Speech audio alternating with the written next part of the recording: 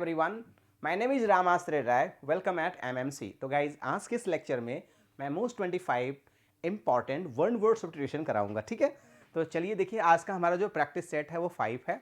A small house with all rooms on one floor, मतलब एक छोटा सा घर जो जिसके सारे फ्लोर जो हो नीचे हों, उसे हम लोग क्या कहते हैं?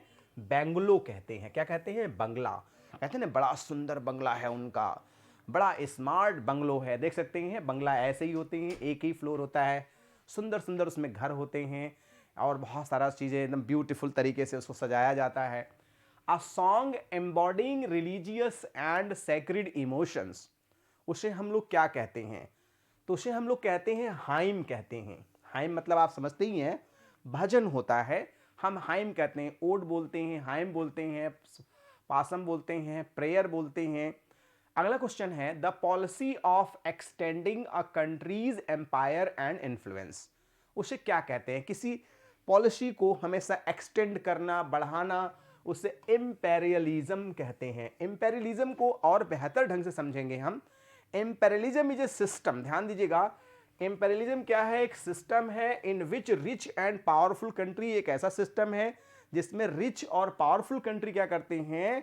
कंट्रोल्स अदर कंट्रीज, दूसरे कंट्रीज को कंट्रोल करते हैं। Or desire for controlling over other countries, दूसरे कंट्रीज को कंट्रोल करते हैं, उसे इंपेरियलिज्म कहते हैं। अगला क्वेश्चन है गवर्नमेंट बाय सिंगल पर्सन, बताइए क्या होगा?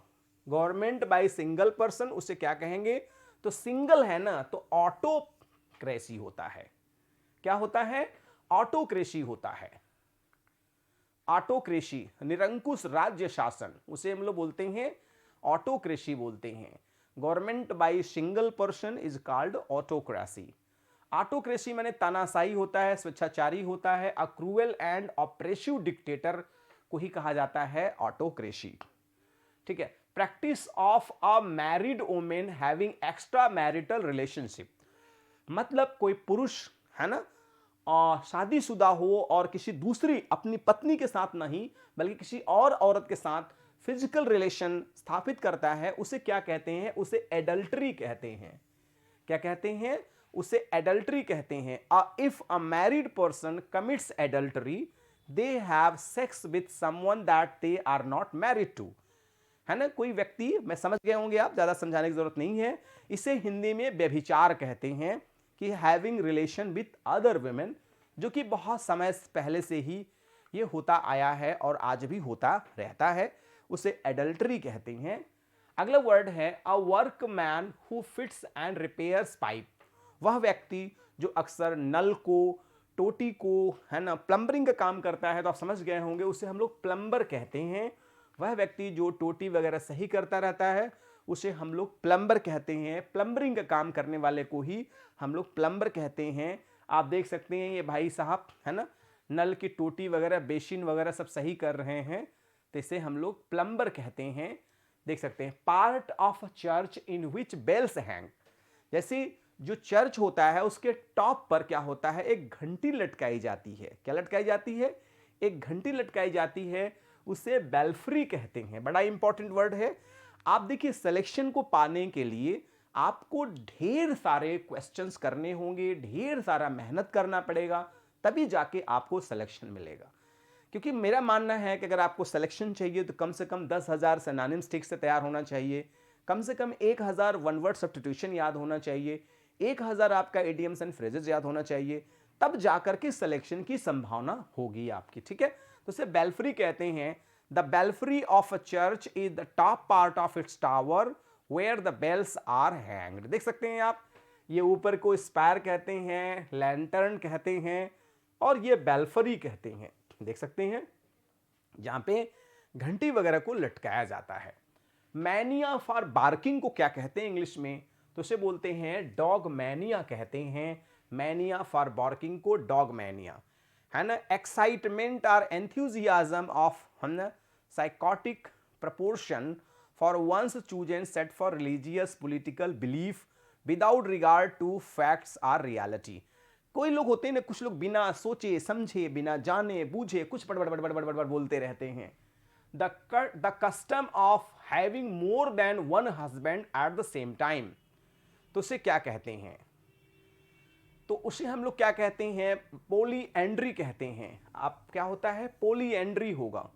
क्या होगा? पोलीएंड्री। मैंने मैंने बताया था custom of having more than one husband, more than one wife. तो देख सकते हैं इस मैडम के कई हस्बैंड्स हैं, दो, दो चार, दो छः, एक सात, 7 हस्बैंड सी हैज, है ना।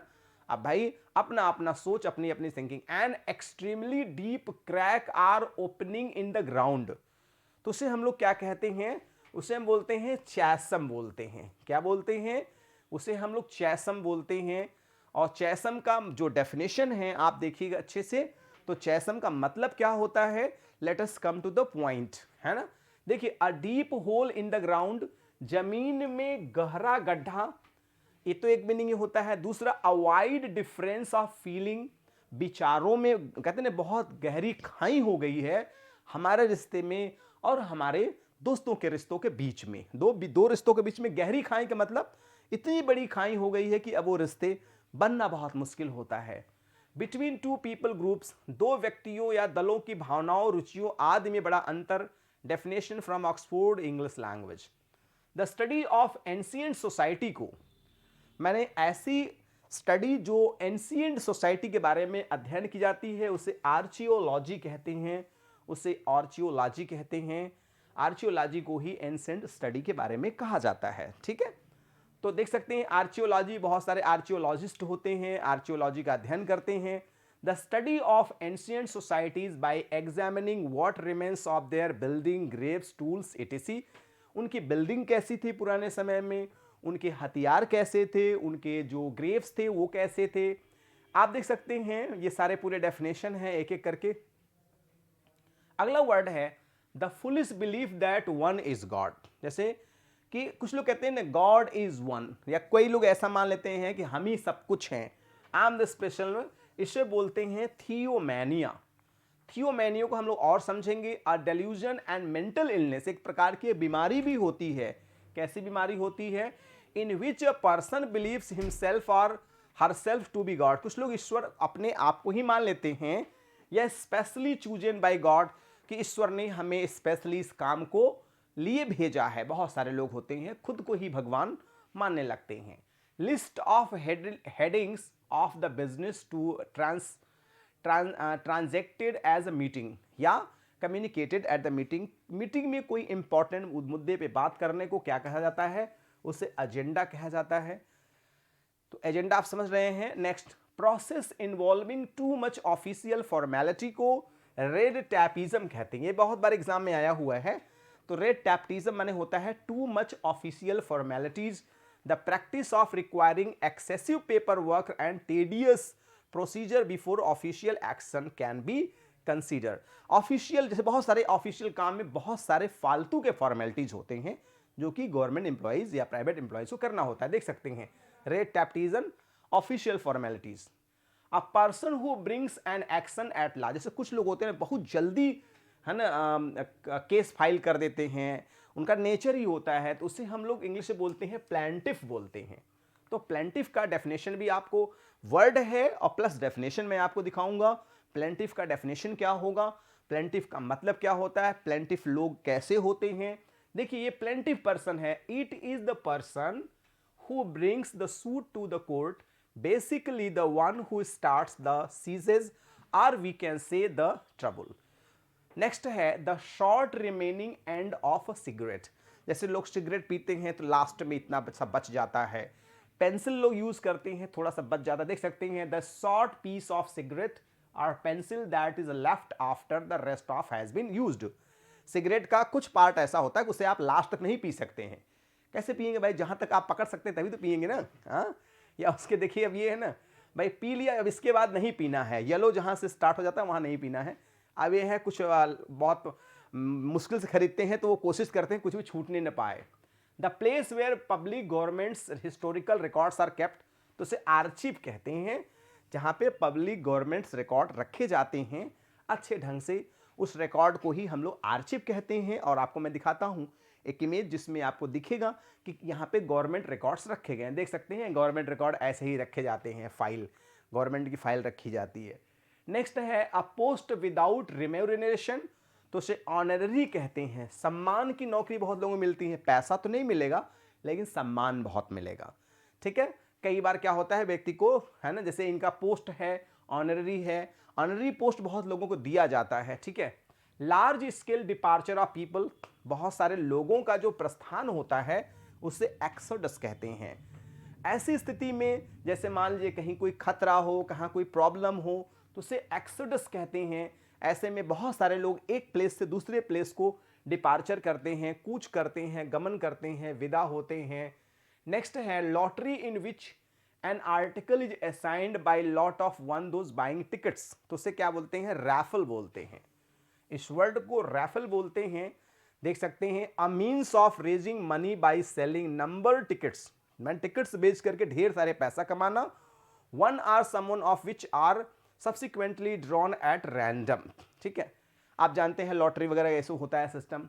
The two send an unwanted person out of the country, उसे क्या कहते हैं, डिपोर्ट कहते हैं, कि वह व्यक्ति को बाहर निकाल देना जो हमारे ज़रूरत का ना हो, हमारे काम का ना हो, उसे डिपोर्ट बोला जाता है। डिपोर्ट कर देना होता है, उसे बाहर निकालना होता है, बाहर भेजना होता है। देख रहे हैं ना, एक व्यक्ति को मार के बाहर निकाला जा रहा है, इसका मतलब वह व्यक्ति उस देश के लिए इंपॉर्टेंट नहीं है, तो उसे हम लोग क्या कहते हैं, deport. Voluntary giving up throne by king in favour of his son, अपने सन, अपनी बेटी के लिए अपने थ्रोन को दे देना, उसे एब्डिकेशन कहते हैं। क्या कहते हैं, एब्डिकेशन होते हैं। जैसे मान लीजिए अब ये रानी हैं और अपने बेटे को देना चाहती हैं, तो जाहिर सी बात है abdication, resignation, abandonment of office. Next है चाइल्ड ब्रीव्ड और left one by both parents, कोई बच्चा जब माँ बाप उसके नहीं होते हैं या उसको छोड़ दिया जाता है तो सिंपल से क्या हो जाता है, ऑर्फन हो जाता है। ना ही कोई आगे होता है, ना ही कोई पीछे होता है। जैसे देख रहे हैं दो बच्चे के माता पिता ने छोड़ दिया या नहीं है, एक बच्चा रास्ते में पड़ा है जिसके माता पिता नहीं हैं, तो उसे ऑर्फन कहते हैं। नेक्स्ट है गिफ्ट लेफ्ट बाय विल, कोई अपनी पूरी प्रॉपर्टी अपनी इच्छा से छोड़ देता है, उसे लिगेसी कहा जाता है। बहुत सारे लोग पहले होते थे स्वेच्छा से अपना सब कुछ देते। Gift by will specially of money और other personal property, she left us legacy for $1 million। बहुत सारे लोग बहुत कुछ छोड़ जाते हैं और बहुत सारे लोग बहुत कुछ लोगों को दे जाते हैं, जैसे मकान देखे, गाड़ी घोड़ा बंगला, कुछ लोग सब कुछ लिगेसी के रूप में दे जाते हैं, किसी व्यक्ति को दे जाते हैं, किसी आश्रम को दे जाते हैं। लास्ट वर्ड है गवर्नमेंट रन बाय डिक्टेटर, तो उसे क्या कहते हैं, तो रन बाय डिक्टेटर को दैट इज कॉल्ड है ना, थियोक्रेसी बोलते हैं। What is that, theocracy, sorry एक मिनट, नॉट थियो, नॉट ऑटोक्रेसी बोलते हैं। I am sorry for that, थोड़ा सा मिस्टेक हो गया था। तो इसे हम लोग क्या बोलेंगे, लास्ट वन जो हो जाएगा हमारा ऑटोक्रेसी हो जाएगा, ऑटोक्रेसी, ठीक है। तो guys a system of a government by one person without absolute power, that is. तो गाइज आज के इस लेक्चर में मैंने मोस्ट 25 इंपॉर्टेंट वर्ड सब्स्टिट्यूशन को डिस्कस किया। कुछ अच्छा लगता है तो लाइक करिएगा वीडियोस, नहीं अच्छा लगता है तो डिसलाइक करिएगा। One more request, please if you are new, अगर आप नए हैं तो please subscribe the channel and press the bell icon so you will be notified with all latest videos. One more request, please send this link to your friends, near dear and sweetheart one. And finally, don't forget to put and give your comment. And according to your comment, I'll be working. So thanks for joining with me. Good day all and take care all.